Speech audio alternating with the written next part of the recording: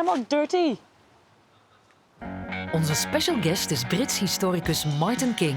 Hij maakte een veelbekroonde docu over Augusta Shiwi, een Congolese verpleegster die ondanks haar heldendaden tijdens de Eerste Wereldoorlog onterecht vergeten werd. The first thing I ever heard about Augusta Shiwi was when I watched an episode of Band of Brothers, and the character of a black nurse appeared in one episode. And the lead character in that episode was asked, who's the nurse? And she said, oh, that's Anna from the Congo. And so I did some research to find out who Anna from the Congo was. And what I discovered was the most incredible story I've ever encountered in my whole life. My name is Martin King. I'm a military historian. I am from the north, from Great Britain. I came here to Belgium in 1981. Some years ago, I wrote a book called The Forgotten Nurse, The Vergeten Verpleegster. This book was made into a movie, into a film, about the life of Augusta Shiwi. Writing about military history, you hear a lot of stories about veterans and how brave they are and how many people they killed. And here was a woman who didn't regard herself as a heroine or a hero. She volunteered to care for people during the worst possible time she could have volunteered.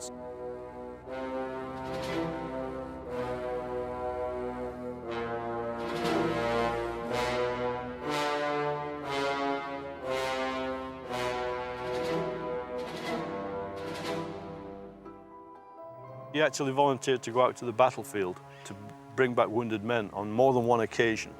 She didn't know these soldiers she was caring for, and some of the soldiers didn't want to be cared for by a black nurse. She didn't care about that. She was doing her job. She was caring for them. It does not matter who you are or where you're from or what you believe. It's not of any importance. The important thing is that you care about people and that you regard people with the same respect as you would your own family. Finding Augusta was incredibly difficult because nobody knew where she was. The reason she was forgotten is because she couldn't talk about the war. She was so heartbroken by the things she'd seen and what she'd experienced, she couldn't discuss it, she couldn't mention it. And I don't even believe her own children knew what she'd done. When I found out she was alive, I was extremely overjoyed. But to actually meet the woman the first time, that was intimidating.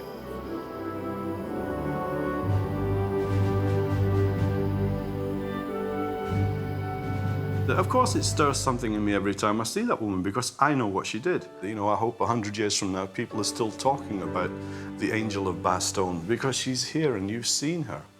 And she's a wonderful example of what a human being should aspire to be. And that could never, ever be old-fashioned. That could never, ever go out of date.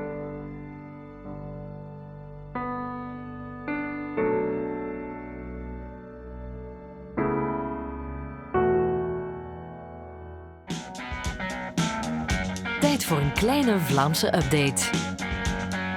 Talking to myself, not much going on.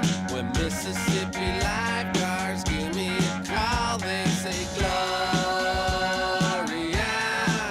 oh Gloria.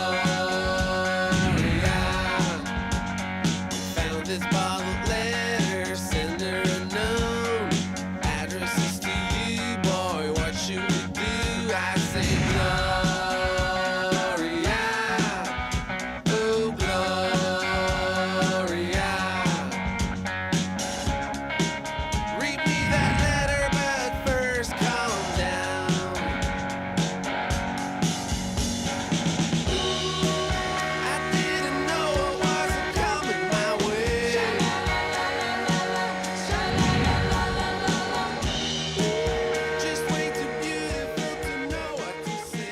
I love about the Belgians, they are such innovative problem solvers.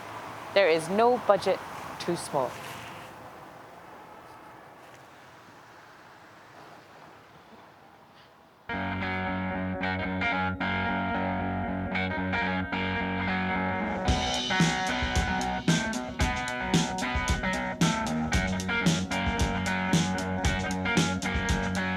Talking to to myself, not much going on.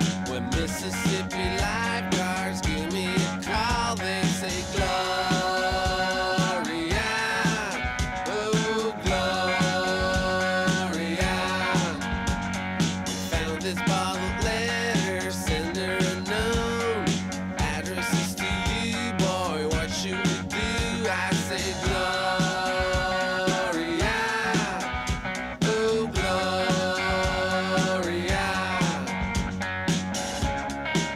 Read me that letter, but first calm down.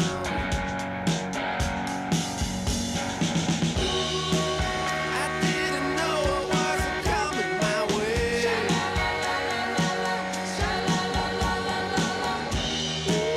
Just way too beautiful to know what to say. Onze bablief van deze week is aangepast aan de koudere temperaturen.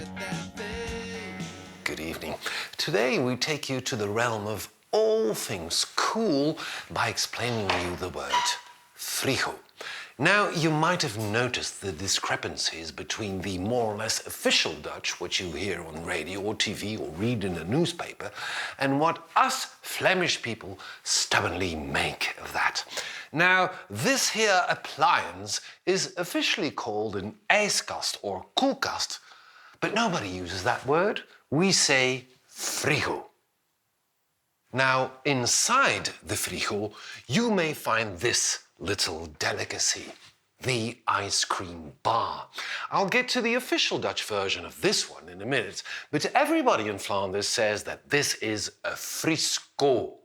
Frisco. Now, the dictionary says that we shouldn't use frisco, but use an ice cream on a stick, usually with a chocolate layer. That's why everybody in Flanders says frisco. Now, it's frigo and frisco. And don't forget, if you put the choco in the frigo, you're a people. Op de prairie van Bekkenvoort woont Teddy, een stoere pony die bijna als biefstuk was geëindigd. Gelukkig heeft hij een Canadese beschermengel.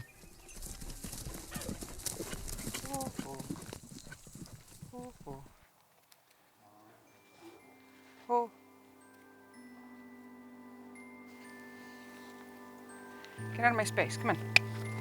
What's happening is he's not doing what I ask immediately. So then what I'm doing is saying, I want to be right there and you're in my space. I will move into your space. And if you happen to be there, you'll get hit. That means you need to move. If you don't move, you're gonna get it. You went to sea for the day. You wanted to know what to say. And initially, I had just borrowed the mother, not him. And he was born on our property. And the kids fell in love with him. He was the size of a stuffed animal. Like you win at a carnival. So I had to buy him. The farmer that I got him from likes horse meat. And if we gave him back to him, he would probably end up in the deep freeze. So we decided that it was also a bit of a rescue. Every morning. Normally what he does is he just grabs everything with his lips and he's like a baby wanting to stick everything in his mouth.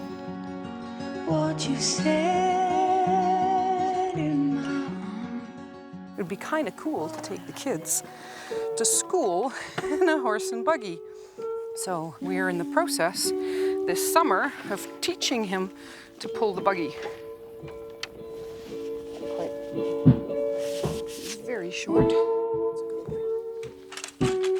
Just like when you check your car or your bicycle, you want to check your pony as well.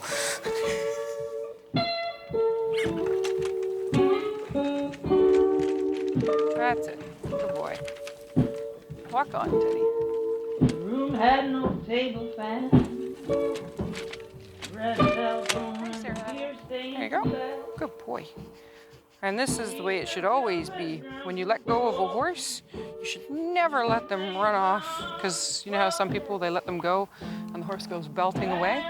They should hang out until you go, okay, you may leave.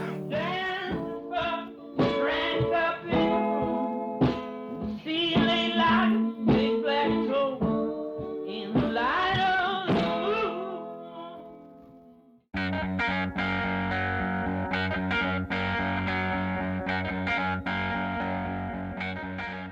According to a certain adult toy website, the kinkiest people in Belgium can be found in Limburg. Their product of choice? A whip. That doesn't mean that they're kinky. They like horse riding. Roger Ravel, de pionier van de nieuwe realistische school in Vlaanderen, gaf het alledaagse een tijdloze, universele betekenis. We see drawing and we see painting. We see the three primary colors. We see yellow, red, and blue. There are different kinds of white here. There is painted white, there is white of the canvas, unpainted. There is white opposed to yellow or white opposed to blue. That makes a difference.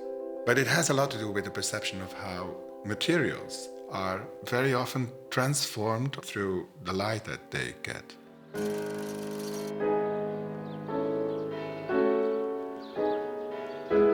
Roger Ravel was born in 1921, and he was often ill when he was a child, and sitting in the waiting room of the doctor, he drew a lot.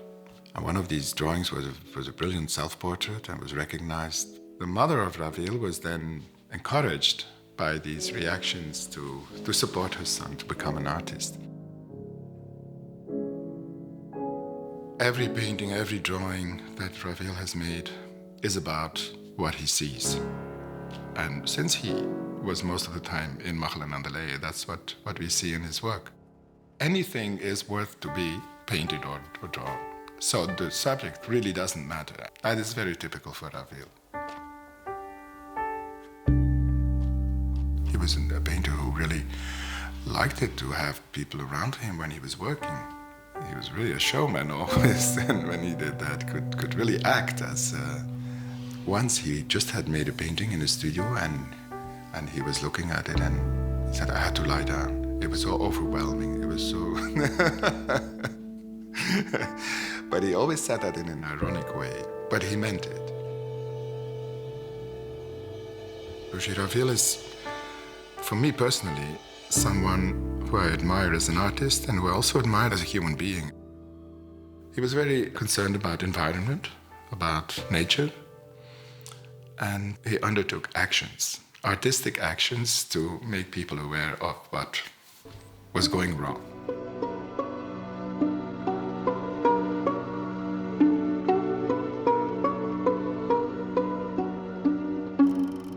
Ravel was, certainly in the 50s, someone who was like doing something completely radically new. People first said that he was crazy, he was like the local artist. But gradually, with the years, it became more and more accepted, but it took a long time. Until his last days, he was really saying that he was not recognized enough. And I think he was right. There are many, many paintings of Ravel that would have to find their place in museums, in the really big art centers of the world.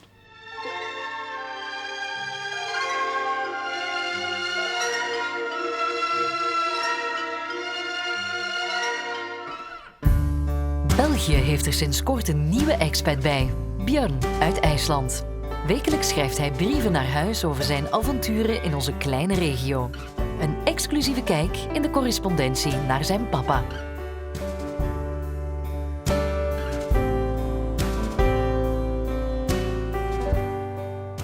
Dear Papi, guess who had the job interview at the sugar factory of Tienen? Me. They were looking for a new delivery man, and I think I'm perfect for the job because of my orientation skills.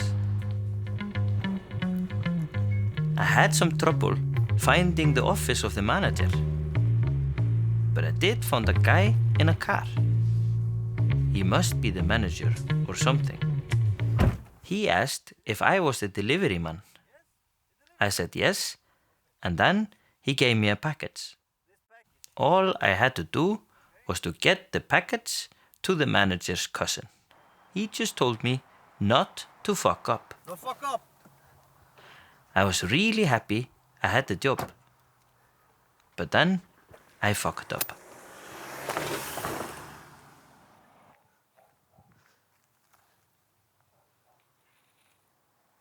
Oh, Pappi. I was wasting all the sugar. Grandpa would have been really angry with me. Remember how he liked sugar on his pancakes? And that's when I had an idea. Not too much, because sugar is bad for your health. In Iceland, the elderly are very calm. But in Flanders, that's different.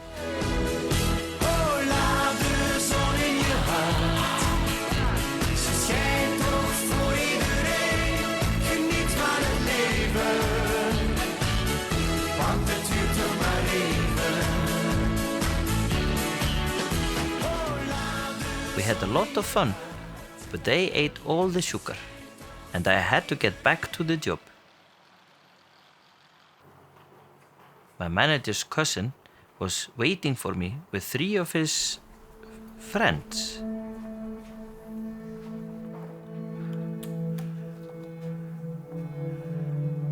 I felt a little bit guilty because I lost their sugar, but I'm an honest man.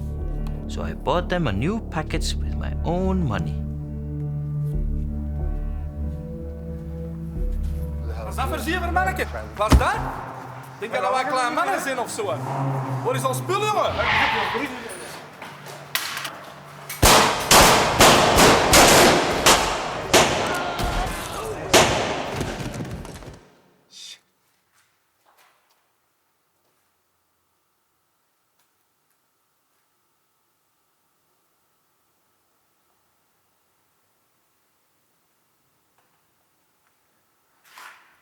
I decided to quit my job.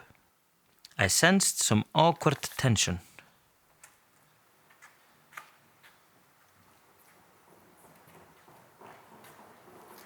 My coworkers were a bit stiff.